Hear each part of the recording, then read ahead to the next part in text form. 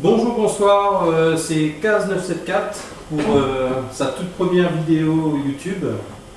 Donc là, je vais vous faire découvrir Super Mario Bros.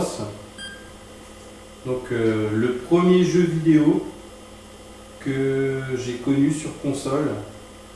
Et donc il est sorti, donc vous pouvez voir, en 1985 sur NES. Et moi je l'ai connu en 87, car j'avais 7 ans et j'étais en CE2. Alors pourquoi je me rappelais que c'est en CE2? Tout simplement parce que je l'ai connu à l'école. Alors c'est assez surprenant de savoir que j'ai connu Super Mario Bros à l'école. Et en fait c'est notre instituteur de l'époque qui avait acheté la console pour qu'on puisse y jouer pendant la récréation. Et franchement, c'est la meilleure idée qu'il ait eue, parce qu'aujourd'hui, grâce à lui, voilà, je suis rentré de plein pied dans les jeux vidéo. Et qu'aujourd'hui, c'est devenu une de mes passions.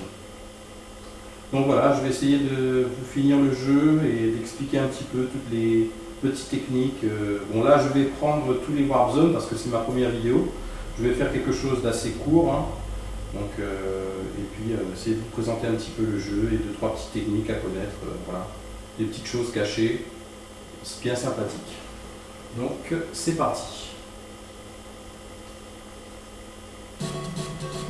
Donc musique, hein.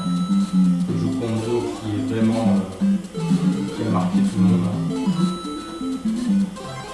Le fameux champignon qui nous permet de grandir et de rendre les briques que tout à l'heure qu'on ne pouvait pas casser cassables.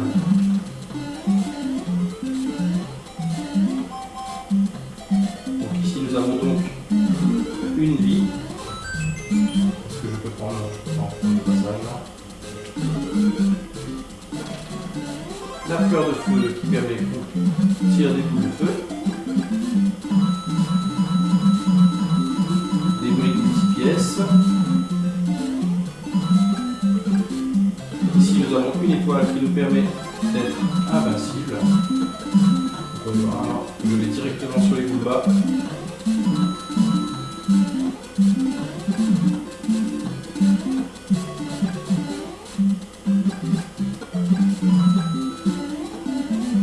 Ici, voilà, la possibilité de faire le saut. Plus on arrive en haut du drapeau, plus on a de points, maximum 5000. Ensuite c'est 2000, 800, 400 et 100. Voilà pour les niveaux qu'on a. Le fameux monde 1-2, le monde souterrain, où on va pouvoir prendre la Warp Zone. Donc, le passage secret qui va nous permettre d'accéder au chapitre 4 du jeu directement.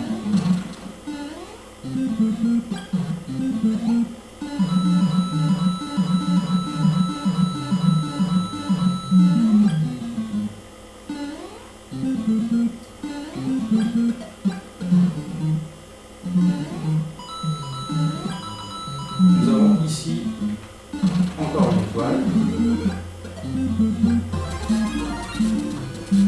Donc vous avez vu, j'ai pu glisser en fait sous les briques quand nous sommes trop grands. Là aussi, il y a une autre technique, c'est du saut qui contre le mur. Vous prenez appui contre le mur et ça ne vous empêche pas d'aller très haut. Donc ici, nous avons donc une vie. Un passage. Alors vous voyez ce passage comme c'est représenté, vous allez le revoir dans le monde 8, chapitre 8, monde 1. Exactement présenté de la même façon.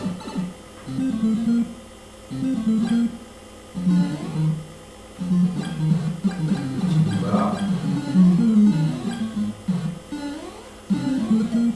Donc là, je laisse tomber. Vous voyez qu'on peut continuer par en dessous, prendre le tuyau. Ça nous emmène en fait au monde 1-3. Ou sinon passer par-dessus et accéder à la Warp Zone. Donc chapitre 2, chapitre 3 et chapitre 4. Donc, le but étant d'aller plus loin, on va au chapitre 4. Le monde Lakitu. Lakitu qui est une espèce de personnage que l'on a sur un nuage. Assez fatigant, mais une fois qu'on l'a éliminé, on est un petit peu tranquille pour un certain temps parce qu'il réapparaît au bout d'un certain temps quand même. Donc là par exemple, je vais récupérer les pièces, récupérer la vie et vous allez voir qu'il va réapparaître. Voilà. petite vie cachée. Donc maintenant, voilà.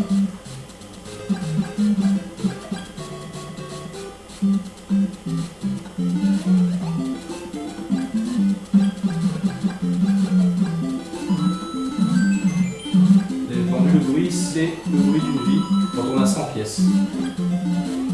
Ah, c'est bon. Je suis peut-être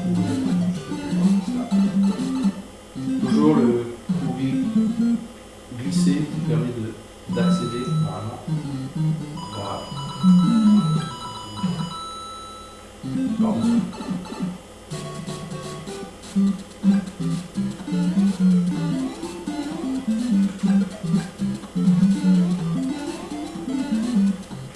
Un bloc de plusieurs pièces.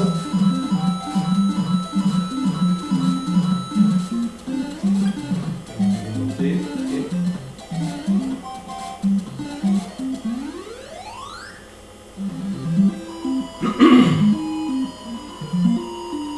nous arrivons au 4-2.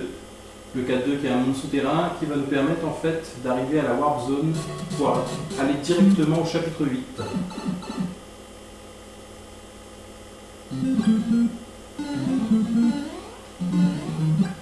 Donc ici, une petite fleur, 3 Goombas, et ici, une brique avec des pièces.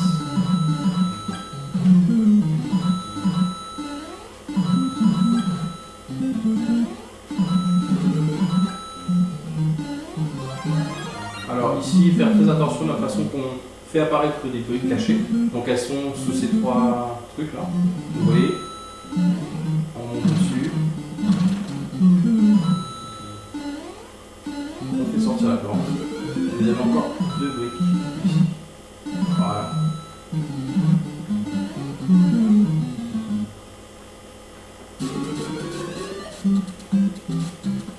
Je vais vous faire la danse de la plante. En fait, quand vous grimpez sur la plante, d'arriver en haut, voilà, vous avez un petit œil entre guillemets.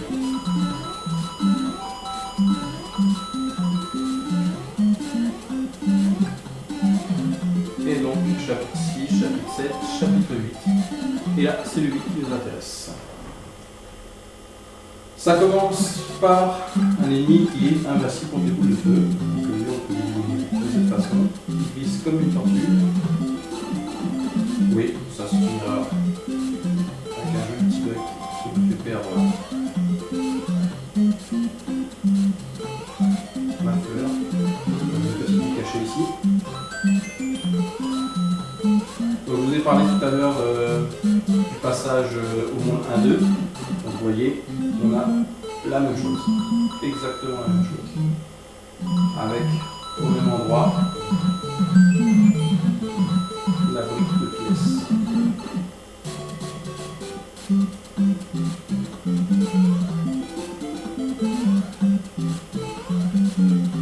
Encore une petite brique de pièces cachée ici. Celui-là.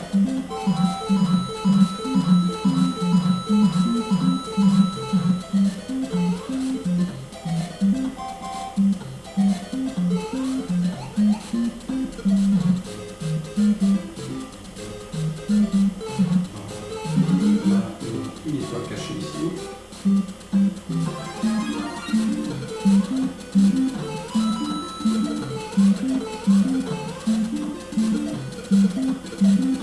C'est un jeu qui m'a appris à garder mon sang-froid sur les jeux vidéo. Parce que voilà, on a des petits moments de stress quand même. Et après on apprend à gérer ce stress. Par exemple, ces passages-là, au départ, c'est des passages qui sont horribles. Et après tout va bien. Alors là pour l'instant je ne l'ai pas fait, mais si votre temps se termine par 1, 3 ou 6, vous avez un feu d'artifice, 3 feux d'artifice ou 6 feux d'artifice qui vous donnent 500 points chacun. Alors, ce qu'on appelle l'époque de la tronçonneuse par rapport au bruit que fait la carapace.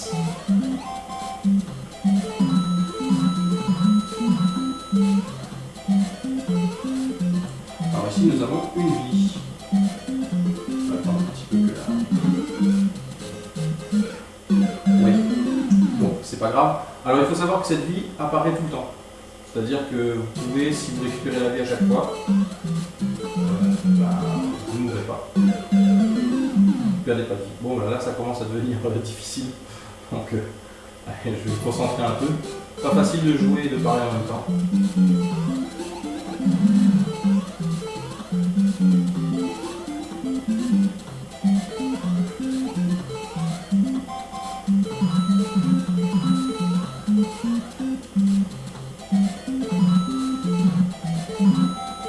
Bon, on va essayer de ne pas faire la même erreur que tout à l'heure.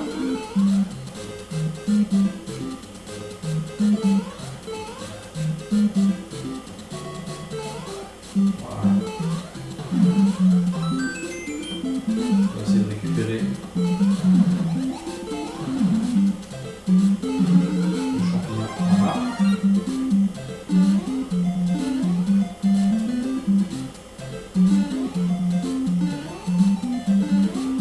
Ouais, c'est pas mal comme là. Donc ici pareil, une stress. Voilà. Un petit passage. Un bloc de pièces encore.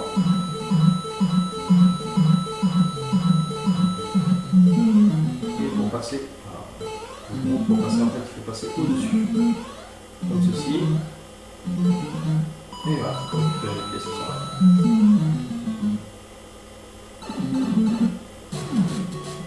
On arrive presque à la fin. Les deux Goombas qui descendent. Et comme le canon, la tortue qui doit pas longtemps. Voilà. Pareil, pas de stress. Voilà. Donc là, mon temps s'est terminé par un 3. Donc je vais avoir droit à 3 feux d'artifice. Et donc 500 points par feu d'artifice.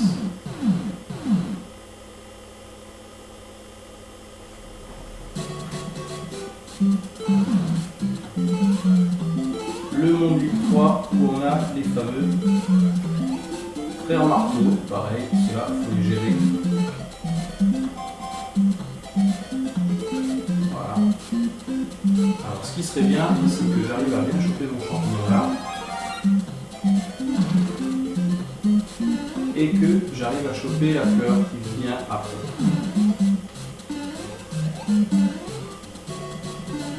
Donc ici, hop là, ça va être chaud. Yes, donc la fleur est là.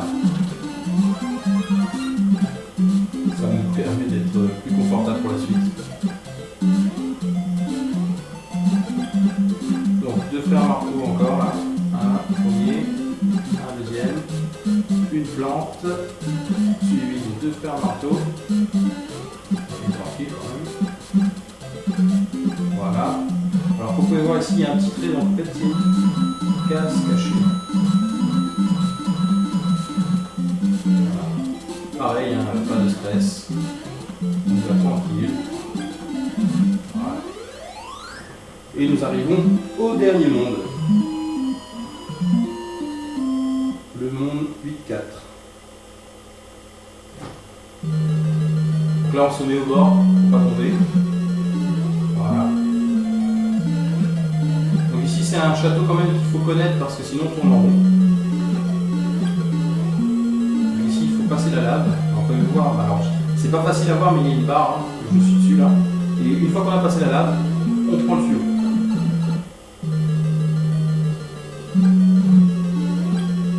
Donc les scarabées minimisés au feu.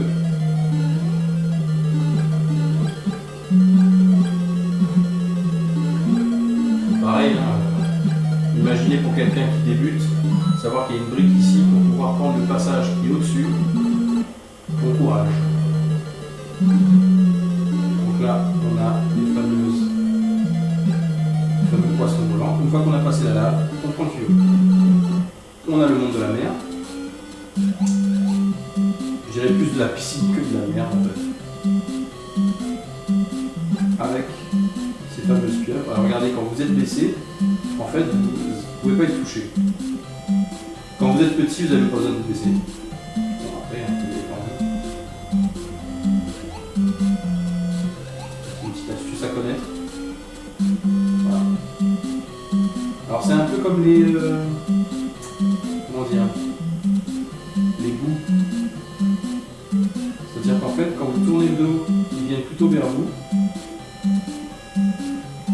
Et quand vous êtes de face, ils vous fuient.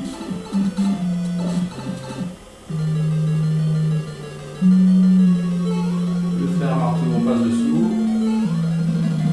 Et on passe aussi sous 12 heures. Voilà. Et nous avons terminé le jeu. Avec la fameuse princesse Toadstool qui n'a pas encore son nom Peach. Donc voilà, nous avons terminé ce jeu. Voilà, en espérant que cette petite vidéo de présentation d'un jeu qui me tient à cœur, qui est Super Mario Bros sur NES.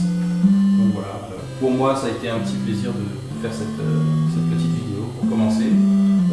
N'hésitez pas à donner vos avis. Bon, c'est plus une petite vidéo privée, hein.